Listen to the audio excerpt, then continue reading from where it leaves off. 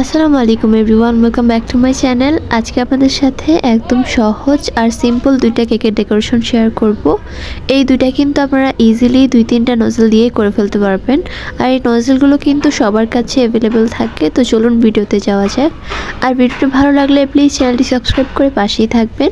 তো ফার্স্টে আমি গোল কেকটাকে ডেকোরেশন করব। এটা কিন্তু হাফ পাউন্ডের মধ্যে ছিল। তো ফার্স্টে আমি কেকটা বেক করে নিয়েছি। তো এখন কেকটাকে আমি 3টা স্লাইস করে নিয়েছি। তো তারপর আমি একটা বোর্ড বসিয়ে দিচ্ছি। বোর্ডের নিচে আমি কিছুটা পরিমাণে ক্রিম লাগিয়ে তারপর কেকের একটা স্লাইস বসিয়ে দিচ্ছি। আর তারপর উপর দিয়ে সুগার সিরাপ দিয়ে দিচ্ছি। আর এখন উপর দিয়ে আমি ক্রিমটা দিয়ে তারপর খুব ভালো মতো স্প্রেড করে দিচ্ছি। আর তারপর কেকের দ্বিতীয় লেয়ারটা বসিয়ে দিব। আর এখন এটার উপর দিয়েও আমি কিছুটা পরিমাণে সুগার সিরাপ দিয়ে দিচ্ছি। আপনারা চাইলে কিন্তু এগুলোর উপর দিয়ে মিল্ক সিরাপটাও অ্যাড করতে পারেন। তো তারপর আমি আবারও ক্রিম দিয়ে পুরো কেকটাকে স্প্রেড করে দিচ্ছি। তারপর কেকের লাস্ট লেয়ারটা বসিয়ে দিচ্ছি। ইদানিং ঠিকমতো ভিডিও আপলোড দিতে পারছি না, কারণ কেকের কাজে অনেক বেশি চাপ পড়েছে। যেহেতু সামনে নিউ ইয়ার, সো অনেকগুলো কেকের অর্ডার রয়েছে। তো আমি চেষ্টা করেছি সবগুলো কেকেরই রেকর্ড করে আপনাদের সাথে শেয়ার করা, যাতে আপনারা কিছুটা পরিমাণে আইডিয়া পেতে পারেন যে কিভাবে সহজেই কেকগুলো ডেকোরেশন করা যায়। প্রায় 10-12টার মতো কেকের অর্ডার রয়েছে। তো আমি চেষ্টা করব সবগুলোর ভিডিওই আপনাদের সাথে শেয়ার করার।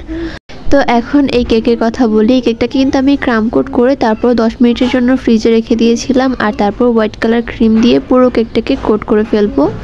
এই কেকটা কিন্তু আমি দেখুন এক পাশ থেকে অল্প অল্প করে ক্রিম দিয়ে তারপর কিন্তু কোট করছি।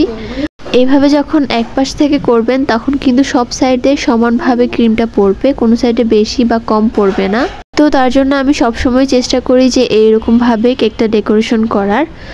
এর ফলে কিন্তু ফিনিশিংটাও অনেক বেশি সুন্দর আসে। তো তারপর আমি যে সাইড দিয়ে ক্রিমটা কম পড়ে যায় ওই সাইড দিয়ে একটু বেশি করে দিয়ে তারপর পুরো কেকটাকে ফিনিশিং দিয়ে নিই। তারপর আমি অল্প একটু ক্রিমের সাথে অল্প একটু রেড কালার মিশিয়ে এই কেকের নিচের সাইড দিয়ে দিচ্ছি। পুরোটার মধ্যে দিব না, জাস্ট নিচের এই সাইডটাতে দিলে কিন্তু দেখতে অনেক বেশি সুন্দর লাগবে। আর তারপর উপর দিয়েও কিছুটা পরিমাণে দিয়ে দিয়েছিলাম। মাঝখানের জায়গাটা আমি খালি রেখেছি, হোয়াইট কালার রেখেছি। তো তারপর আবারও আমি প্যালেট নাইফ দিয়ে সমান করে দিচ্ছি। আর উপরে কিন্তু একটা জিগজ্যাগের মতো দিয়ে দিচ্ছি। তো পুরো কেকটা যখন সুন্দর ফিনিশিং দেওয়া হয়ে যাবে তখন এখানের মধ্যে আমি নন এডিবল ফ্লাওয়ার দিয়ে দিচ্ছি। এগুলো আসলে কাস্টমারের ডিমান্ডেই করা হয়। তো এই ফ্লাওয়ারগুলো দেখুন দেওয়ার পর পুরো কেকটা একদম ফুটে উঠেছে। আর তারপর এখানের মধ্যে আমি একটা নন এডিবল বাটারফ্লাইও দিয়ে দিচ্ছি। গোল্ডেন কালার বাটারফ্লাই দেওয়ার ফলে কিন্তু দেখতে অনেক বেশি সুন্দর লাগছে। আর তারপর বড় সাইজের 2টা পার্ল দিয়ে দিচ্ছি। আর তারপর মিডিয়াম সাইজের কিছুটা পার্ল আর তারপর ছোট সাইজের কিছুটা পার্ল দিয়ে পুরো কেকটার উপরের অংশে কোট করে ফেলবো। এই ধরনের পার্লগুলো দিলে কিন্তু দেখতে অনেক বেশি সুন্দর লাগে। আর তারপর কেকের এক পাশ দিয়ে আমি কিছুটা পরিমাণে গ্লিটার অ্যাড করে দিচ্ছি। এটা দিলেও কিন্তু কেকটা অনেক বেশি সুন্দর লাগে। আর এই পুরো কেকটা গোল্ডেন আর রেডের কম্বিনেশনে হওয়াতে খুব সুন্দর লাগছিল দেখতে। তো তারপর আমি কেকের নিচের সাইডে নামটা লিখে নিব, তাহলেই কিন্তু কেকটা একদমই রেডি হয়ে যাবে। আর দেখতে পাচ্ছেন কেকটা দেখতে কতটা সুন্দর লাগছে। তো এই কেকটাতে একদমই রেডি হয়ে গিয়েছে। তো তারপর আমি আরও একটা কেক ডেকোরেশন করে দেখাচ্ছি। এই দুইটা কেকই কিন্তু একই দিনে ডেলিভারি করা হয়েছে। এই কেকটা আমি করেছি স্কোয়ার শেপের মধ্যে। তো এটাকে আমি 3টা স্লাইসে ভাগ করে নিয়েছিলাম। আর এটাও ছিল চকলেট ফ্লেভারের মধ্যে। তো তারপর বোর্ডের মধ্যে কেকের একটা স্লাইস বসিয়ে দিয়েছি। আর তারপর সুগার সিরাপ আর তারপর ক্রিম দিয়ে দিচ্ছি। একই ধাপ ফলো করে আমি এটাকে 3বারে করেছি, দেখতেই পাচ্ছেন আপনারা।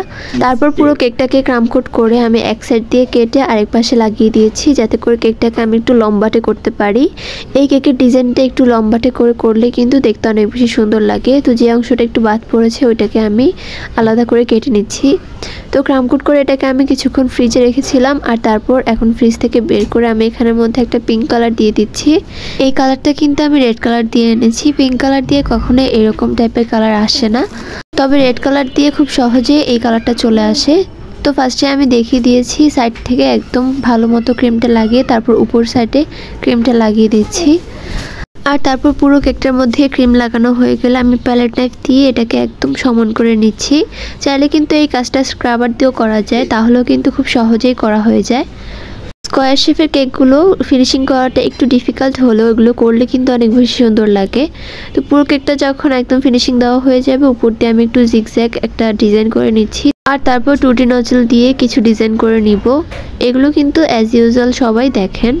আর তারপর 1M নজল দিয়ে একটু ডার্ক শেডের একটা পিঙ্ক কালার দিয়ে দিচ্ছি। এই কালারটাও কিন্তু আমি রেড কালার দিয়ে এনেছি। পিঙ্ক কালার দিয়ে কিন্তু এই ধরনের কালারগুলো একদমই আসে না, ওইটা একদম লাইট পিঙ্ক হয়ে যায়। আর তারপর আমি ইয়েলো কালার দিয়ে যে জায়গাগুলো খালি রেখেছিলাম ওইগুলোর মধ্যেও ডিজাইন করে দিচ্ছি। তো উপরের সাইড যখন একদম ফিল আপ হয়ে যাবে, তখন এখানের মধ্যে আমি বড় সাইজের পার্ল দিয়ে দিচ্ছি 2টা। আর তারপর এগুলোর মধ্যে আমি কিছু চকলেট টপার অ্যাড করে দিচ্ছি। টপারগুলো দেওয়ার পর এগুলোর উপর দিয়ে আমি বড় সাইজের আর ছোট সাইজের সুগার পার্ল দিয়ে দিব, তাহলেই কিন্তু দেখতে অনেক বেশি সুন্দর লাগবে। সুগার পার্লগুলো বেশি দিলেই কিন্তু কেকটা একদম ফুটে ওঠে। আর তারপর এখানের মধ্যে আমি গ্লিটার দিয়ে দিচ্ছি মাঝখান দিয়ে অল্প কিছুটা পরিমাণে। আর তারপর কেকের মধ্যে নামটা লিখে নিলেই কিন্তু এই কেকটা একদমই রেডি। এই কেকটা দেখতেও কিন্তু অনেক বেশি সুন্দর ছিল। তো আমার আজকের ভিডিওটি ছিল এই পর্যন্ত। এই ভিডিওটি ভালো লাগলে প্লিজ চ্যানেলটি সাবস্ক্রাইব করে পাশেই থাকবেন। আল্লাহ হাফেজ।